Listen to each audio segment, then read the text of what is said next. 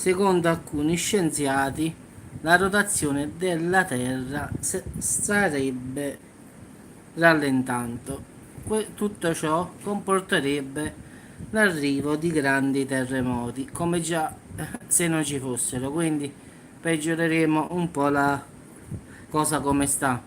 Quindi, secondo uno studio, la Terra sta perdendo la sua rotazione terrestre, cioè sta rallentando e quindi giustamente si avranno più terremoti. Questo è quello che dicono gli scienziati.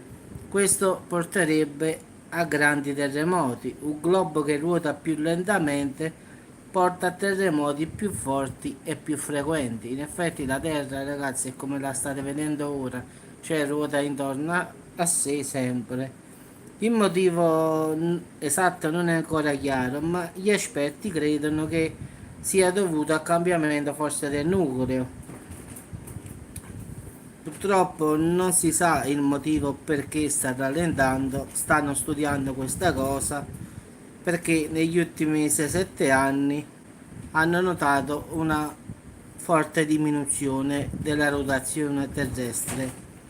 Quindi diciamo in questi ultimi 25-30 mesi ci sono stati un sacco di terremoti superiori al sesto grado e dicono che se la rotazione continua così, che rallenta sempre, ci sarà sempre più un aumento di terremoti più forti. Quindi, tuttavia, non si sa quando accadrà, da 1 miliardo di anni, fra 10 anni, fra 5 anni, questo nessuno lo sa. Però, giustamente, loro hanno fatto questa ricerca e hanno fatto questa previsione che forse tutti questi terremoti sono dovuti forse al rallentamento della rotazione terrestre.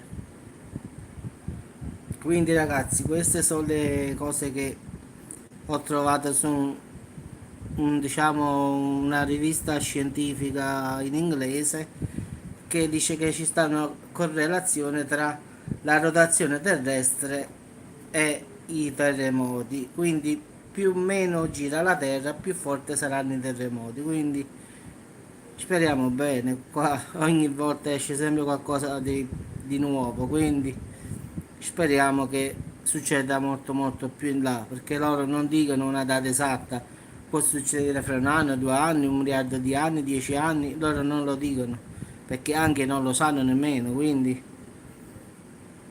va bene ragazzi, vi auguro una buona giornata e come sempre qua ogni giorno che passa ci stanno sempre nuove novità. Quindi, come si dice, più nero della mezzanotte non può venire.